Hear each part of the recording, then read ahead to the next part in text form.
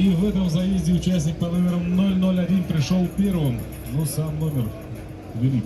Итак, его время 11:438. Второй участник под номером 37 показал время 16:598.